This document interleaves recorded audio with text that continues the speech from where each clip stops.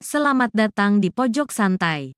Sebelum Anda mendengarkan audiobook ini, kami menginformasikan bahwa channel ini adalah review audio dari buku yang ada di Indonesia. Untuk membaca keseluruhan buku ini kami menyarankan membeli buku aslinya di toko buku kesayangan Anda, baik offline maupun online. Keberadaan channel ini dimaksudkan untuk membantu Anda mendapatkan pengetahuan dari buku-buku kesayangan Anda. Jangan lupa untuk subscribe, like, dan komen. Selamat datang di Pojok Santai, channel khusus yang membahas komik dan novel dengan cara asyik. Hampir saja, Wiro Sableng alias pendekar kapak maut Naga Geni 212 ketahuan persembunyiannya oleh Raja Rencong dari utara. Apa yang menyebabkan Wiro selamat? Yuk langsung saja simak video berikut ini.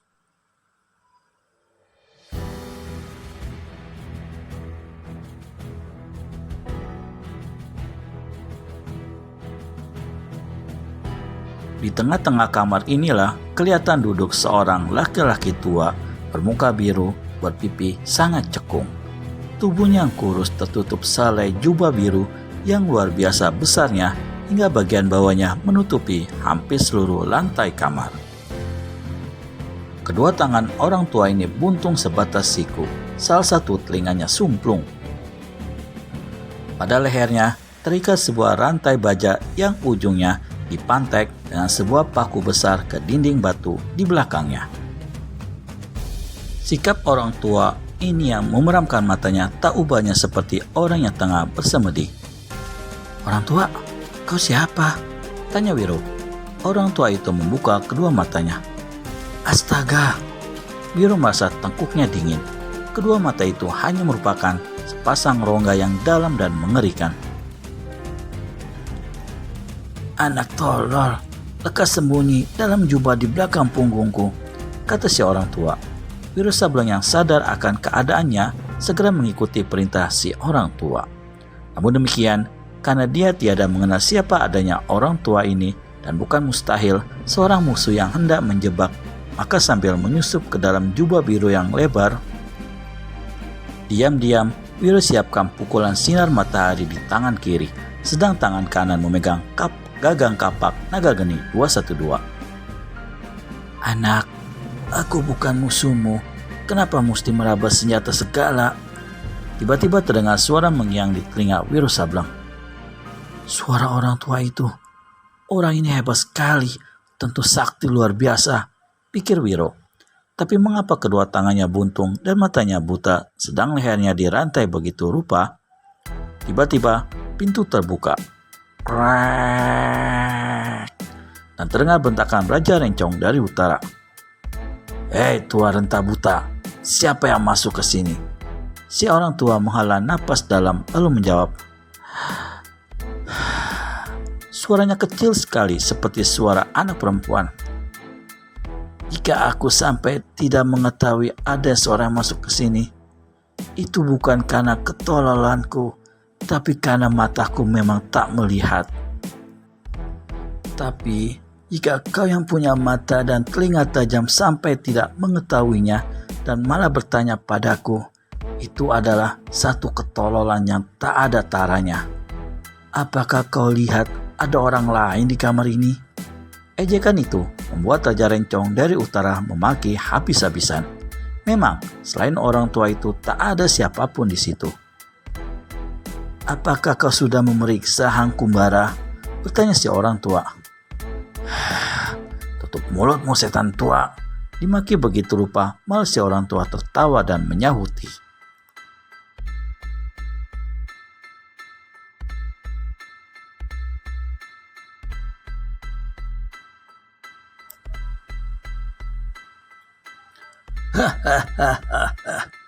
"Hari ini hari peresmian berdirinya Partai Topan Utara, bukan?"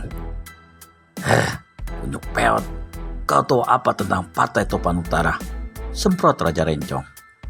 "Aku memang tidak tahu apa-apa, tapi di balik ketidakketahuan itu, aku mendapat firasat bahwa partaimu itu akan runtuh sebelum saat diresmikannya.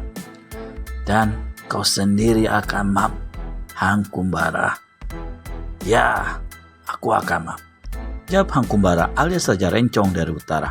Tapi sebelum untuk yang ke-100 kalinya, terima dulu tamparanku ini. Plak! Tamparan yang dilayangkan Raja Rencong keras luar biasa. Tubuh si orang tua terhuyung-huyung dirasakan oleh Wiro, tapi tidak roboh. Mulutnya mengucurkan darah. Wiro Sableng marah sekali melihat orang tua yang telah menolong menyembunyikan dirinya diperlakukan begitu rupa. Segera saja dia hendak melompat keluar dari balik jubah, tapi di telinganya terdengar suara seperti nyangan nyamuk. Jangan tolol anak. Terpaksa Wiro Sableng mendekam terus di belakang punggung orang tua itu. Kemudian terdengar pintu kamar ditutupkan. Raja Rencong telah keluar. Duh. Sekarang kau keluarlah, kata orang tua itu. Wiro keluar dari balik jubah lalu menjurah hormat. Terima kasih atas budi pertolonganmu orang tua. Harap kau sudi menerangkan namamu. Kelak di kemudian hari, aku harap bisa membalas budi besarmu ini. Orang tua itu tertawa. Sewaktu mendengar langkahmu di bagian belakang bangunan tua, sewaktu ku dengar kau mengangkat rerumputan semak-semak lalu menyusup turun ke dalam lorong, hatiku gembira. Kukira kau adalah tua gila. Tapi dari suara langkahmu, ku ketahui kemudian bahwa kau bukanlah si tua gila. Namun demikian, aku yakin kau ada sangkut paut dengan orang tua itu. Mungkin sekali kau muridnya, betul? Wiro Sableng melengak. Aku hanya menerima beberapa jurus ilmu silat dari tua gila. Bagaimana kau bisa tahu semua gerak-geriku? Tanya Wiro heran. Ilmu yang tinggi adalah 1000 mata dengan 1000 telinga bagi seseorang, jawab si orang tua. Tapi semuanya itu berakhir dalam kesia-siaan. Buktinya diriku ini. Kenapa kau sampai dirantai begitu rupa? Tanya Wiro. Muridku sendiri yang melakukannya, jawab si orang tua penuh rawan dan penyesalan. Muridmu? Kejut Wiro. Kau terkejut? Tak perlu terkejut atau heran orang muda. Di dunia ini sekarang penuh dengan orang-orang sesat dan murtad. Kalau aku boleh bertanya, siapa muridmu itu? Masakan kau tidak bisa menerka? Hangkumbara. Maksudmu Raja Rencong dari utara? Itu gelarnya. Benar-benar terkutuk manusia itu, geram Wiro. Sekali digerakkan tangan kanannya membetot, maka tanggallah paku di dinding batu. Dengan cepat, Wiro lalu melepaskan rantai yang mengikat leher orang tua itu. Krak! Terima kasih anak, tenaga dalammu luar biasa sekali. Aku cuma punya waktu sedikit orang tua, harap kau sudi memberikan sedikit keterangan tentang dirimu. Kelak, kalau tugasku selesai, aku akan membawamu dari tempat terkutuk ini. Terima kasih. Tak perlu kau bawa diriku yang sudah pikun, cacat, dan tak berharga ini. Dengar anak, namaku adalah Nyanyuk Amber. Dulu aku diam di Gunung Singgalang sampai kedatangannya Hangkumbara, manusia laknat itu. Dia datang mengemis ilmu padaku. Karena kulihat sifatnya baik dan lagi pula dia adalah murid kenalan baikku si Datuk Mata Putih, maka aku tak keberatan mewariskan beberapa ilmu yang hebat kepadanya. Tapi siapa nyana kalau manusia itu sesungguhnya sudah sejak lama mendekam maksud jahat, hendak menimbulkan bencana di atas jagat ini. Maksudnya mendirikan topan utara dan memaksa orang-orang untuk menghadirinya adalah bohong belaka. Sebenarnya dia sengaja untuk menghimpun seluruh orang-orang pandai di sini, lalu dibuk secara massal. Gurunya sendiri pun, gurunya yang pertama sebelum aku, yaitu Datuk Mata Putih, dia juga yang membunuhnya.